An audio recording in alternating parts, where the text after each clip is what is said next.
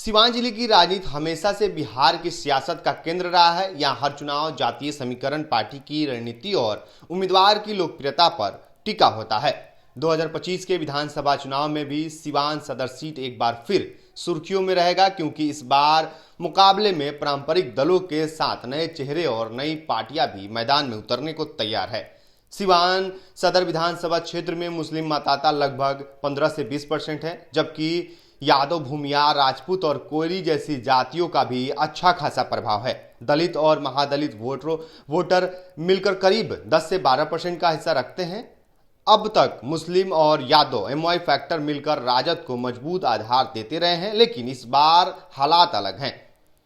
AIMIM से मोहम्मद कैफ और बंटी और जनसुराज से आजम अली के आने से मुस्लिम वोटरों में बिखराव की संभावना बढ़ गई है। ऐसे में यादव वोटरों के भरोसे ही औध बिहारी चौधरी जीत की उम्मीद करेंगे।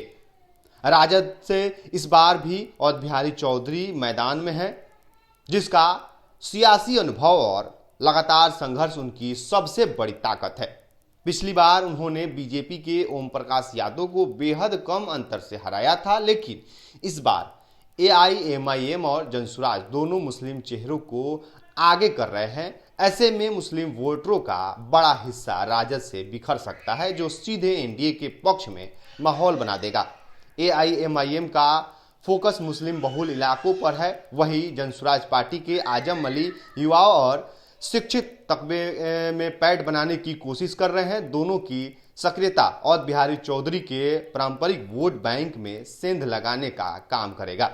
दूसरी ओर एनडीए अभी उम्मीदवार तय नहीं कर पाया है। कई लोग टिकट की दौड़ में हैं। बीजेपी और जदयू दोनों की कोशिश होगी कि वे ऐसा चेहरा उतारे जो यादव और गैर मुस्लिम ओबीसी वोटरों को साध सके। अगर एनडीए कोई मजबूत उम्मीदवार उतारता है तो बिखरे मुस्लिम वोट एनडीए को सीधा फायदा पहुंचा सकते हैं।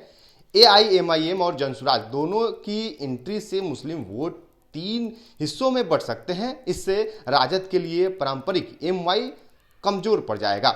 यदि एनडीए एक मजबूत उम्मीदवार उतारता है तो बिखरे हुए वोटरों का ध्रुवीकरण एनडीए के पक्ष में जा सकता है। आपको बता दें कि एआईएमआईएम और जनसुराज सीट जीते या ना जीते, लेकिन वे इस बार चुनाव को त्रिकोणीय या चारकोणीय बना देंगे।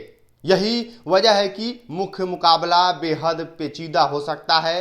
बेरोजगारी, सड़क, शिक्षा और स्वास्थ्य जैसी समस्याएं भी चुनावी हवा का रुख मोड़ सकती है, लेकिन जातिगत गणित को नजरअंदाज करना अभी भी कठिन है। सिवान सदर विधानसभा सीट पर 2025 का चुनाव इस बार बेहद दिलचस्प होगा।